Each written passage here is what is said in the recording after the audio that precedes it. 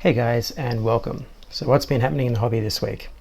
Well, I thought we'd continue the discussion on Death Guard, and we'll take a look at the Virons and their uses, and I guess how I feel they are in lists, and whether or not they're even worth taking. Obviously, there certainly are one or two in there that are standouts, but maybe for 9th edition, not always necessary.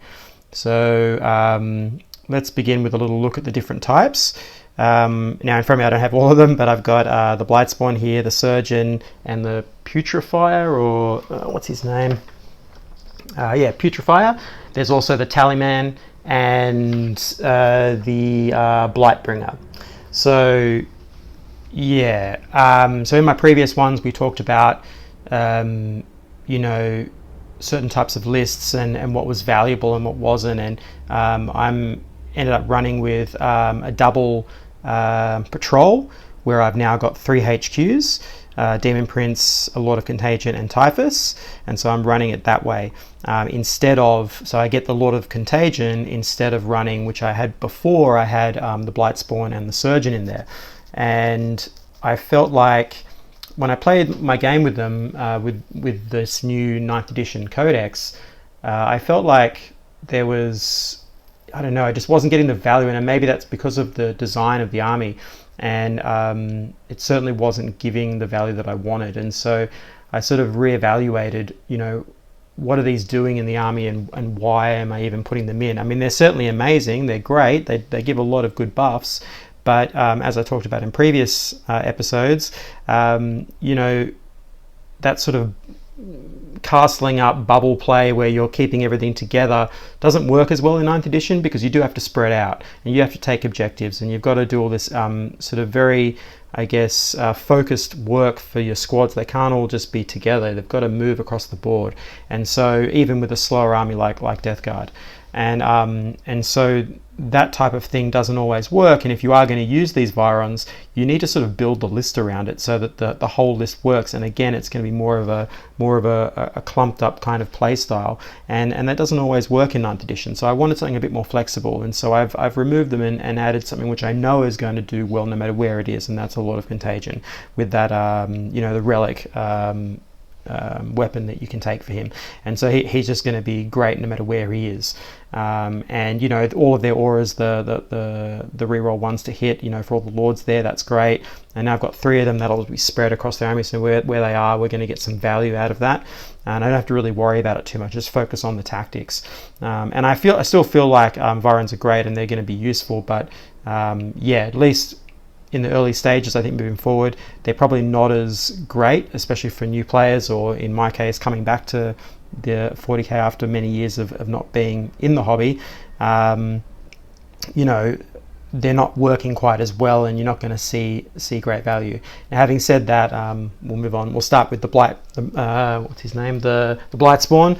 He's probably the most user-friendly and the most valuable player there generally. For most people, so we'll start with him.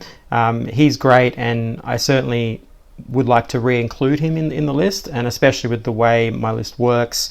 We do have sort of a bubble moving forward into the mid-ground, but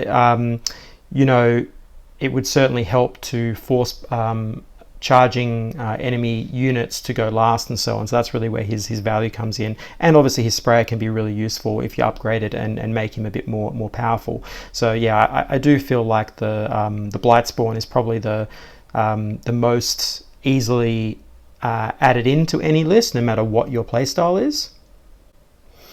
And so you put that Viscous Death on him, and that should increase. I think that also increases his the strength of that, right? Let me just have a little quick squiz at that.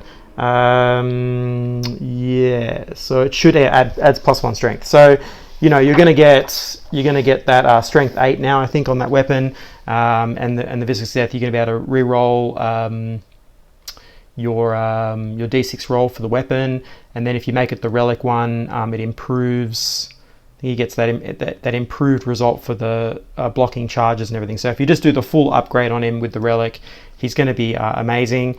Not quite maybe as good as he was in last edition, but certainly in the last codex, but certainly a great additive into any list.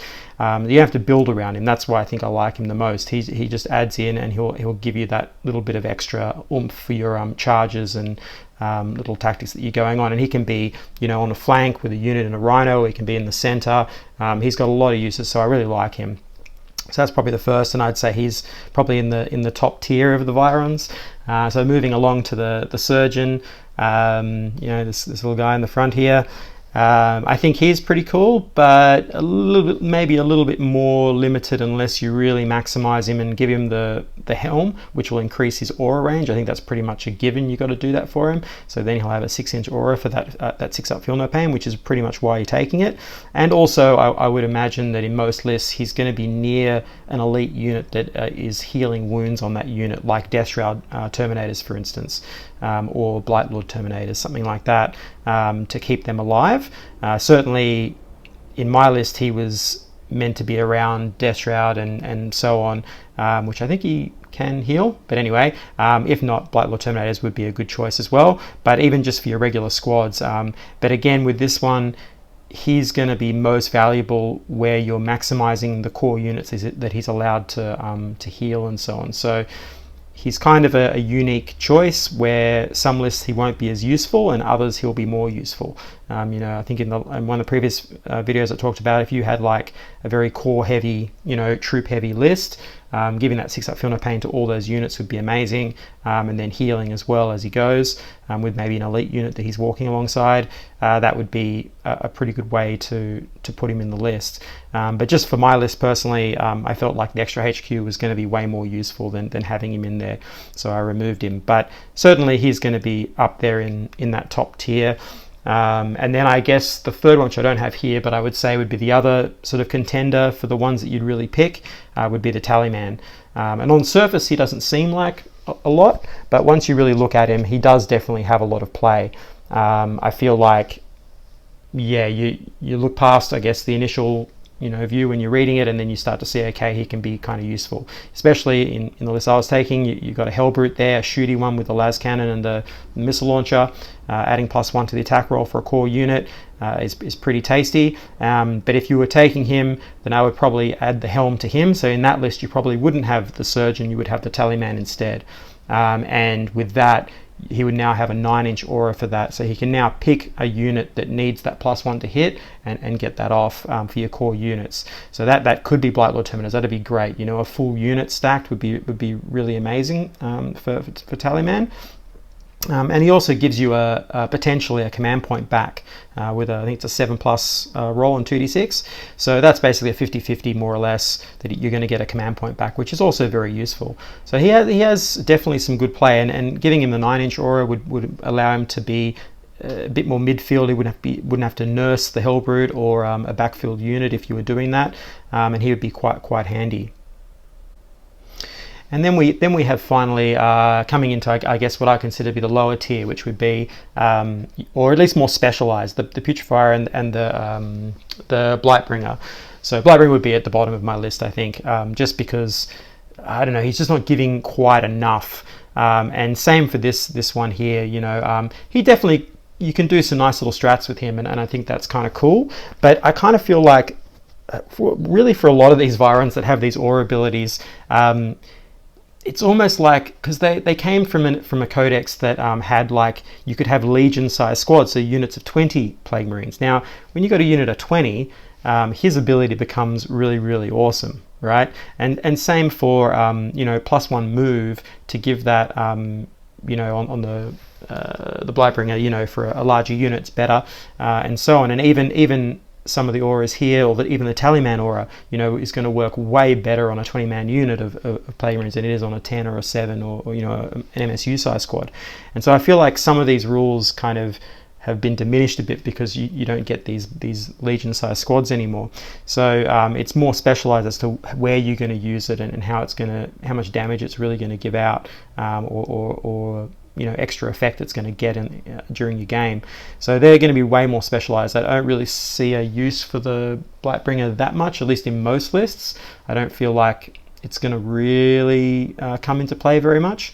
But the grenade guy, he's cool. He can hang a little bit, and you might be able to find some use. But I certainly haven't really seen, at least with my lists, it tends to be more shooty based, and the combat is there as your second line of defense to plug holes and finish things off. But it's not the focus. It's a bit more shooty orientated.